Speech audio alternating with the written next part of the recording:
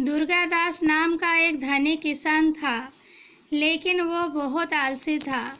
वह कभी खेत देखने नहीं गया और ना ही वो फसल देखने गया। उन्होंने अपनी गांव और भैंसों के साथ साथ अपने घरेलू सामानों की भी देखभाल नहीं की। उसने सारा काम नौकरों पर छोड़ दिया। उसके आलस्य और लापरवाही ने घर को तबाह कर दिया था। उसे खेत में नुकसान होने लगा। गाय के दूध से उसे कोई लाभ नहीं हुआ। एक दिन दुर्गादास का एक मित्र हरिश्चंद्र उसके घर आया। हरिश्चंद्र ने दुर्गादास की हालत देखी। उसने समझा कि आलसी दुर्गादास अपना स्वभाव नहीं बदलेगा, तो उन्होंने अपने प्रिय मित्र दुर्गादास की भलाई के लिए कहा, मित्र, मैं आपकी बुरी स्थिति को देखकर बहुत दुखी हूँ। मेरे पास आपकी गरीबी दूर करने का एक आसान सा उपाय है। मैं उसे जानता हूँ। दुर्गादास ने कहा, कृपया मुझे उपाय बताएं और मैं इसे लागू करूँगा।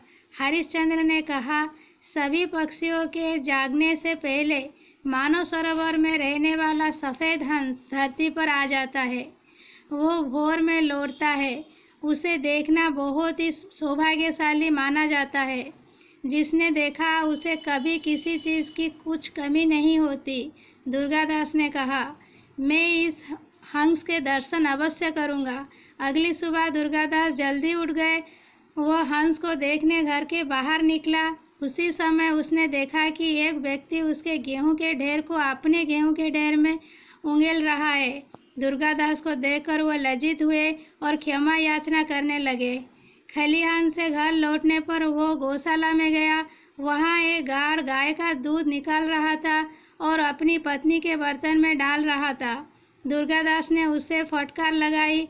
घर पहुंचकर उसने कुछ पानी पिया और हंस को देखने बाहर चला गया और खेत में चला गया।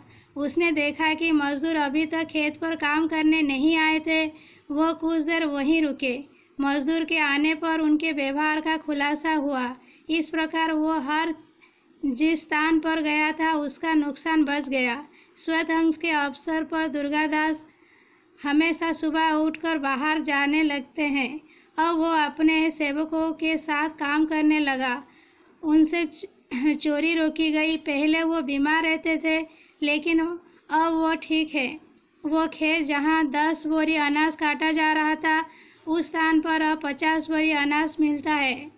एक दिन दुर्गादास का मित्र हरिश्चंद्र उनके घर आया।